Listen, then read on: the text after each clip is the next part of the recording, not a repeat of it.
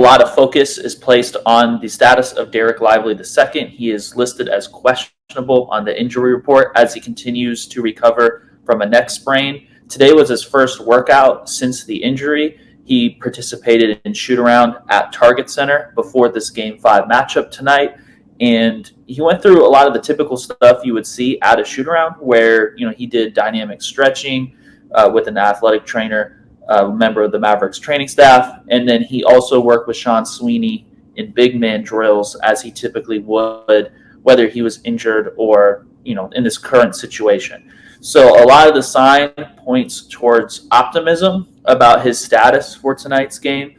There is no definitive, status update yet until the pregame media availability, where Jason Kidd will provide an update to media describing, Lively's status as either active out or he'll remain a game time decision, which the focus, if he is a game time decision, would shift to what he looks like in his on-court workout before the game.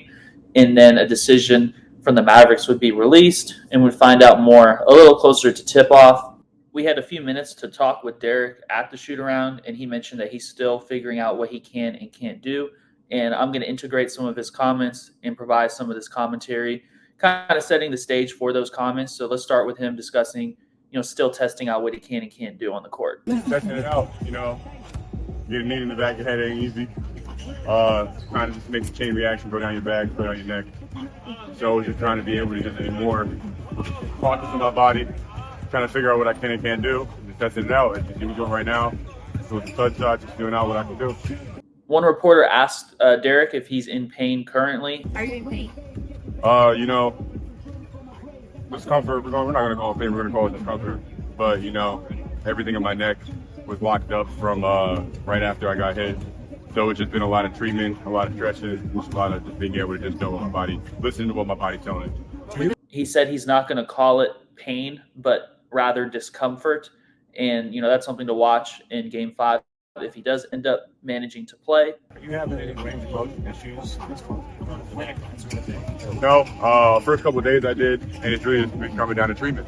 There's been a lot of times where I'll wake up stiff, but no matter if I wake up stiff, I'm going to go get treatment, being able to try to loosen up my body and trying to be able to turn. He also mentioned the injury itself felt like a burning sensation in the back of his neck, and it was a more painful injury than when he fractured his nose earlier in the season in February. Remember looking up, looking at a rebound, and then I'm looking at my numbers. So it was real quick, and I had a real, I had a burning sensation in the back of my head because you get knees in the back of the head. There's nothing that's going to describe that hurt worse than the nose. So, it's just been taking my time, been able to try to recover as smoothly as I possibly can. I don't want to go out there and get hurt again. I don't want to go out there and, flare something up in my back or my neck. So what I'm going to do is take it step by step. He also was intentionally coy about not telling us what he can and can't do. There's a little bit of gamesmanship with injuries at this, stage of the season with the playoffs, and considering the importance of his status, making it a little unpredictable for the Timberwolves one way or another, remains an important part of that gamesmanship approach. Have you done anything explosive? Have you got any lobs or anything like that? We're going to try. You guys kind of caught me during the beginning of the workout, so I can't give you what I can and can't do. But, hopefully I'll be able to just take it step by step. While observing the game from the sideline, Dereck mentioned there are plenty of points throughout the game. He saw that he felt the Timberwolves were getting easy buckets that he, if he had been on the court, he felt he could have prevented. So definitely he's looking forward to getting back out on the court, and had mentioned during his comments that he actually wanted to play as early as returning to action in Game 3. But obviously with the implications of potential concussion protocol stuff, you're not going to be able to jump right back into gameplay before further examination went through. How do you think your absence contributed to the Wolves' week? I feel like they scored a lot in the paint. There was a lot of times where they were just getting easy buckets where I just saw myself in the position where I could stop. So we're just trying to be able to help my teammates try to get in those positions, try to stop them when I'm not on the floor. And this, I have my trust in my teammates. I trust all of them in my life. So I know they're going to be able to get the job done, either if I'm on the floor or if I'm not on the floor. Are you trying to be smart, long range here, and obviously team advanced?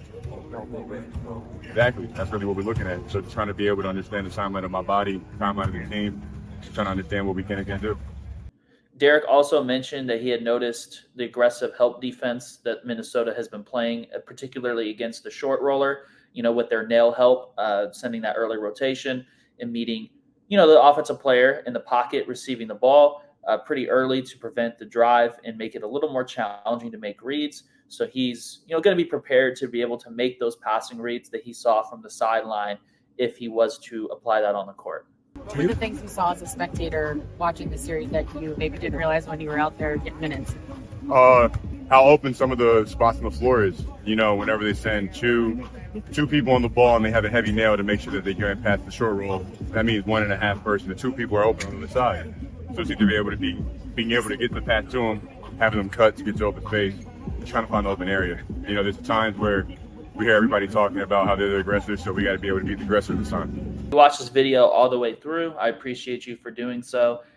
And I appreciate everyone who subscribes to my channel. And if you haven't already, I would greatly appreciate if you did so. And any comment, liking the video as well, helps us spread to new people. And I definitely want to keep adding content formats that are intriguing to you guys. And, if you like this video, if you like this format, please let me know. I definitely would like to make more if that's the case.